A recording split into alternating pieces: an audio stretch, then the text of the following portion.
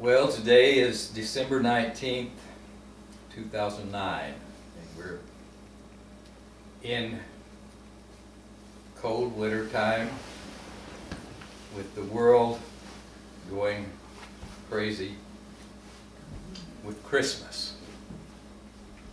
A cultural enforcer. Everyone has to belong. You'll see signs of it at every house practically. People showing their membership in the culture, wanting to participate in the cultural traditions. In the work, we don't have tradition as tradition exists in the world.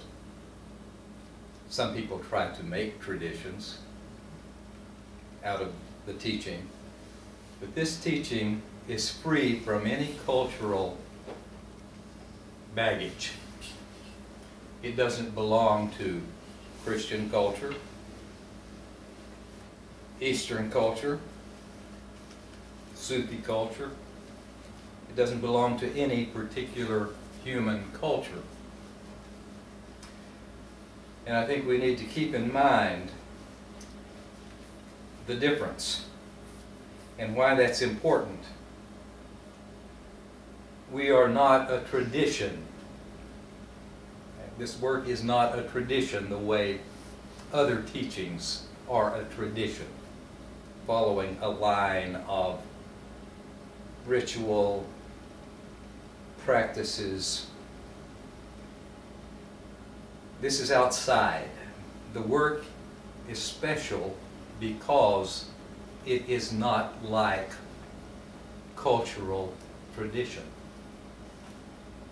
That's very important.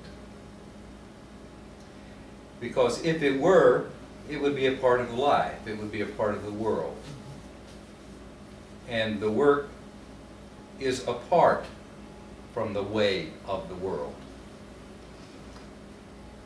Actually, at its heart, the teaching of Jesus was also apart.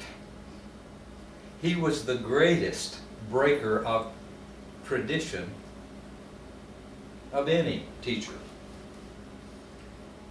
I remember once he went to the home of some Pharisees the Pharisees were the religious party of that particular time in the culture of Israel. And Jesus went to the home of some Pharisees to eat, and he and his disciples went into the table and sat down and started eating.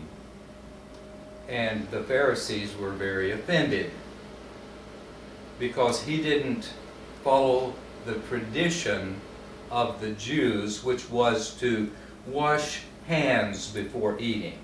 Now, this was before the age of germs. They didn't do it to clean their hand of germs. They did it as a ritual. The hand washing was a ritual they did, a religious ritual before eating. And so Jesus and his disciples went in to eat without washing their hands in that traditional way. And the Pharisee says, "Why do you and your disciples break the tradition of the fathers?" And Jesus said to them, "You have a fine way of maintaining your tradition and ignoring the commandment of God." Meaning, you're supporting tradition and you're missing the main points. And they couldn't understand that. He went on to talk about a scripture from Isaiah that said, "These people worship me with their lips, but they're far from me with their heart."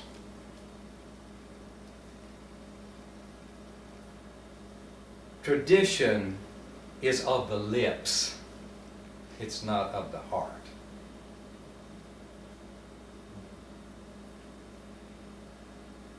And Jesus taught that not only at that particular instance, but many times he broke tradition, like on the Sabbath. He allowed his disciples to eat in the field and was criticized because he was breaking the tradition of the Sabbath. And he went on to explain that the Sabbath was created for men. It was to be useful. It wasn't to be worshipped. And he himself said, I came not to be served or to be worshipped, but to serve. The life of Jesus was to break all traditions and serve humanity by showing how each of us have a possibility of dying to our old conditioned self and being reborn from above on higher principles. Now, I'm not going to talk anymore about Christian tradition, but tradition itself, we can see. Christmas as we know it is not a Christian tradition. It's a Western world tradition that is a travesty. The way the holidays are celebrated in this culture, it's a travesty to true Christianity. It's pathetic. But it's a means of cultural maintenance. It comes around like all the calendar, like the clock, the seasons. It all comes around and people know how they are to think and feel and act because it's all laid out there, step by step.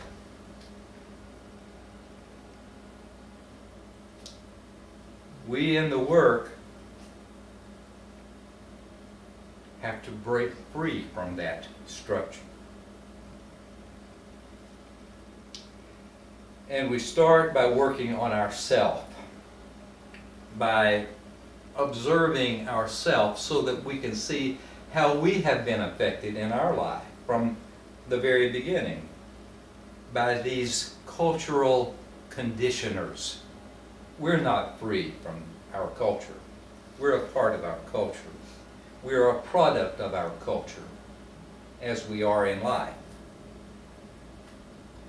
But yet with this work we have a chance to be free from it inside.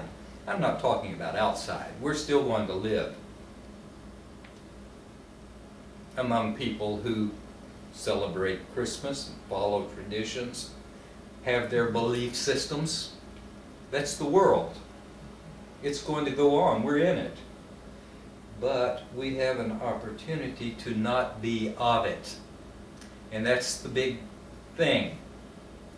To be in the world but not of the world. Because what we are about is exactly what Jesus was about. A higher level, an evolved plane of being that is possible for us. This work and all esoteric teachings throughout the world have at the core a teaching that human beings as we are in life, we're unfinished, we're undeveloped, but yet we have a tremendous potential. That potential can only be begun and realized if we first of all see the slavery we are in life, in our conditioning in life.